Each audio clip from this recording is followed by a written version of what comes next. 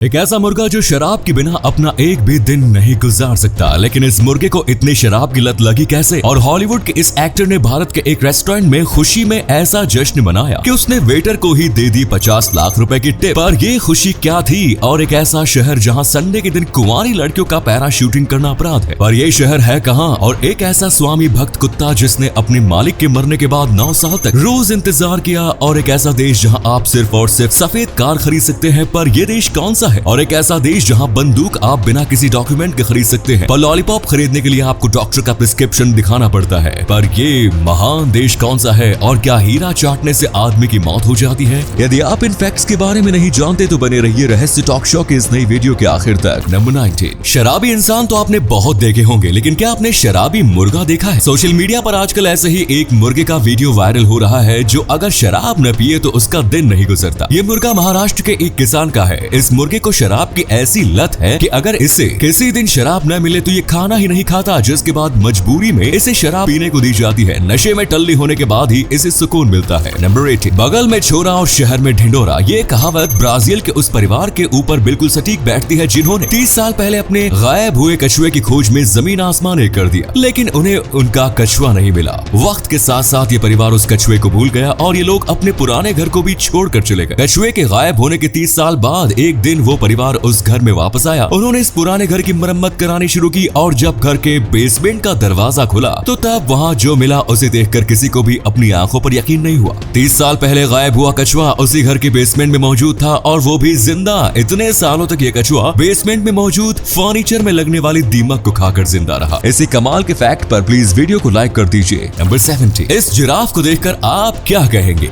Means इस giraffe का निर्माण किस चीज से किया गया होगा? प्लास्टिक से, मेटल से या लकड़ी से? वेल, इस जिराफ को इन तीनों में से किसी भी चीज से नहीं बनाया गया है, बल्कि इसका निर्माण एक ऐसी चीज से किया गया है जिसके बारे में आप इमेजिन भी नहीं कर सकते। इस शानदार जिराफ का निर्माण चॉकलेट से किया गया है। इस खूबसूरत चॉकलेट स्कल्पचर को फेमस पेस्ट्री आर्टिस्ट एमोरी गुइचन ने बनाया है। क्या आप इस जिराफ को खाना पसंद करेंगे? नंबर 16, जॉनी डेप और एम्बर हर्ड के बीच चले केस ने पूरी दुनिया में सुर्खियां बटोरी। केस का फैसला जॉनी डेप के पक्ष में आ चुका है। केस जीतने का जश्न जॉनी ने एक इंडियन रेस्टोरेंट में मनाया। बर्मिंघम में स्थित वाराणसी रेस्टोरेंट में अपनी टीम के साथ डिनर का लुत्फ उठाने के बाद उन्होंने टिप के रूप में इतने ज्यादा पैसे दिए जिसे सुनकर आप हैरान हो जाएंगे। उन्होंने इस रेस्टोरेंट में 50,000 पाउंड यानी लगभग 49 लाख रुपए टिप्स के तौर पर दे दिए। वैसे इतने बड़ी जीत के बाद इतना ज्यादा टिप देना तो बनता ही है। नंबर 15, क्या आप जानते हैं कि एडवर्टीजमेंट के लिए सबसे पहले न्यूड पिक्चर का उपयोग किस कंपनी ने किया था? एडवर्टीजमेंट के लिए बिना कपड़ों के महिला की तस्वीर का उपयोग सबसे पहले साबुन बनाने वाली कंपनी वुडबरी ने किया था। इस अमेरिकन कंपनी ने वर्ष 1936 में बिना किसी कपड़े के एक महिला को नहाते हुए दिखाया था। इस तस्वीर में महिला के शरीर के पिछले हिस्से को दिखाया गया था। अब दोस्तों, आपके लिए एक पहेली है। इस तस्वीर को ध्यान से देखिए और पहचानिए कि ये तस्वीर किस हीरोइन की है। Number 14, British Indian ocean territory के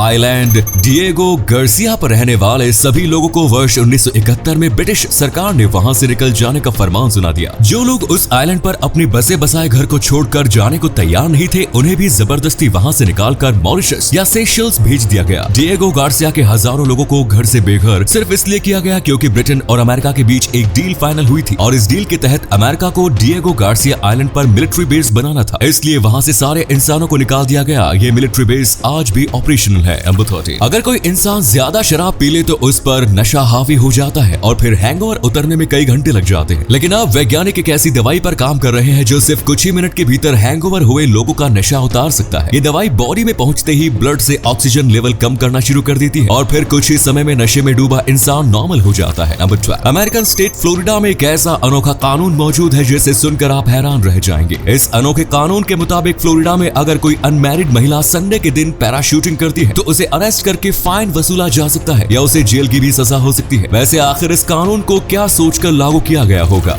नंबर 11, आज दुनिया में साइंस ने इतनी ज्यादा तरक्की कर ली है कि हम सोलर सिस्टम्स के सभी 8 प्लैनेट्स के बारे में काफी कुछ जान चुके हैं, लेकिन दुनिया में कुछ नमूने लोग आज भी ऐसे हैं जिनकी सोच हजारों साल पीछे अटकी हुई है और इसी सोच के साथ वो आज भी अर्थ को राउंड न मानकर फ्लैट मानते हैं। इन्हीं में से एक शख्स थे माइक ह्यूजेस। फ्लैट अर्थर माइक ह्यूजेस को पक्का यकीन था कि अर्थ फ्लैट ही है। अपने इस सोच को साबित करने के लिए उन्होंने खुद ही एक स्पेशल रॉकेट बनाया जिससे वो फ्लैट अर्थ के लिए बनाया गया उनका ये रॉकेट राउंड अर्थ में चल नहीं सका और ये रॉकेट क्रैश कर गया, जिससे इसमें बैठे माइक ह्यूजेस की भी मौत हो गई। वैसे पागलपन की भी एक हद होती है, लेकिन इन्होंने उसे भी पार कर लिया। इसी अमेजिंग फैक्ट पर प्लीज दोस्तों इस चैनल को सब्सक्राइब करके इस घंटी को जरा दबा दीजिए। नंबर 10, अपने मालिक की मौत के बाद 9 सालों तक उसके वापस आने का इंतजार करने वाले हाचिको डॉग के बारे में तो आप जानते ही होंगे। आपकी स्क्रीन पर दिख रहा ये डॉग हाचिको ही है और ये इस डॉग की आखिरी तस्वीर है। इस तस्वीर में भी हाचिको के चेहरे की मायूसी साफ देखी जा सकती है। आपको बता दें कि हाचिको हर दिन जापान के शिबुया स्टेशन पर अपने मालिक हाइट साबुरो यूनो को आने का इंतजार करता है। यूनो के काम से लौटने के बाद दोनों साथ में घर जाया करते थे, लेकिन 21 मई वर्ष 1925 को एक कॉलेज में लेक्चर देते समय ही कैरेबल हेमोरेज की वजह से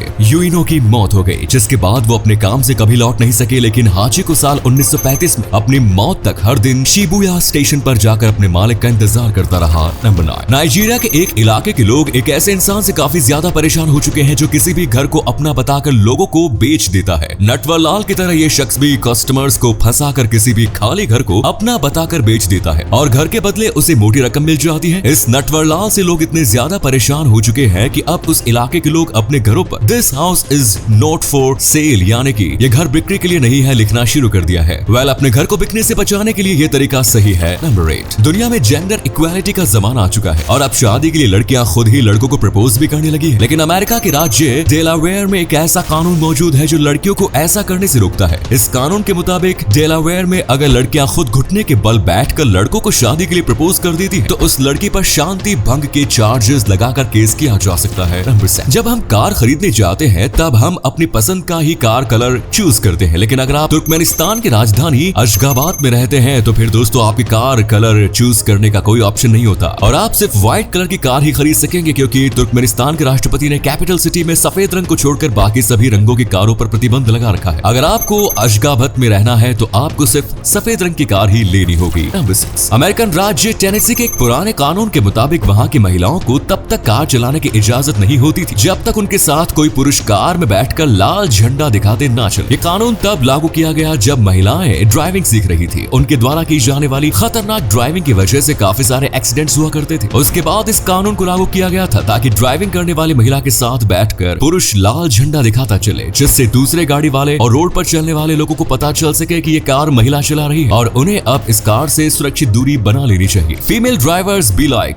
गजब बेइज्जती है बाबा। नंबर 5, आपने टाइटैनिक फिल्म तो जरूर देखी होगी। इस फिल्म में लियोनार्डो डिकैप्रियो जैक के रोल में नजर आए, लेकिन क्या आप जानते हैं कि डिकैप्रियो के सिलेक्ट होने से पहले इंटरस्टेलर फेम मैथ्यू मैककॉगी को जैक के रोल के लिए ऑलमोस्ट फाइनल कर दिया गया था, लेकिन तभी डिकैप्रियो ऑडिशन देने पहुंच गए। यंग डिकैप्रियो को देखते ही उस बिल्डिंग में मौजूद सभी महिलाएं और लड़कियां खड़ी होकर बड़ी बेकरारी से डिकैप्रियो को ही घूरने लगी। बस यहीं पर मैथ्यू के हाथ से ये प्रोजेक्ट निकल गया और डायरेक्टर जेम्स कैमरून ने डिकैप्रियो को जैक के रोल के लिए सिलेक्ट कर लिया। नंबर 4, अमेरिका में भले ही बंदूक खरीदने के लिए किसी डॉक्यूमेंट्स वगैरह की जरूरत नहीं पड़ती, लेकिन अमेरिकन राज्य मोन्टाना में लॉलीपॉप खरीदने के लिए एक पेपर की जरूरत पड़ती है। दरअसल मोन्टाना के कैलिस्पेल शहर में अगर कोई बच्चा अकेले ही लॉलीपॉप खरीदने के लिए जाता है तो फिर उसे शहर की गाइडलाइंस के मुताबिक उस बच्चे के पास डॉक्टर के द्वारा लिखा गया एक पेपर होना जरूरी होता है, जिसमें डॉक्टर ने बच्चे को लॉलीपॉप खाने की इजाजत दे रखी हो। वैसे लॉलीपॉप वाला सख्त कानून अगर अमेरिका ने बंदूक पर लगा दिया होता तो देश में ज्यादा गोलीबारी नहीं होती। Number 3, famous Australian actor Hugh Jackman एक बार इथियोपिया घूमने गए थे। वहाँ उनकी मुलाकात कॉफी की खेती करने वाले कई किसानों से हुई जिनकी आर्थिक स्थिति काफी खराब थी। किसानों की इस स्थिति को देखते हुए ह्यू जैकमैन ने एक कॉफी ब्रांड स्टार्ट करने का फैसला किया और फिर उन्होंने लाफिंग मैन कॉफी नाम से अपने कॉफी ब्रांड की शुरुआत की। अपनी इस कंपनी के जरिए उन्होंने कॉफी किसानों से पूरी ईमानदारी से व्यापार करना शुरू किया और सबसे खास बात यह है कि लाफिंग मैन कॉफी के 100% प्रॉफिट को वो लाफिंग मैन फाउंडेशन को डोनेट कर देते हैं, जिससे हजारों लोगों की जिंदगी में बेहतर बदलाव आ चुका है। नंबर 2,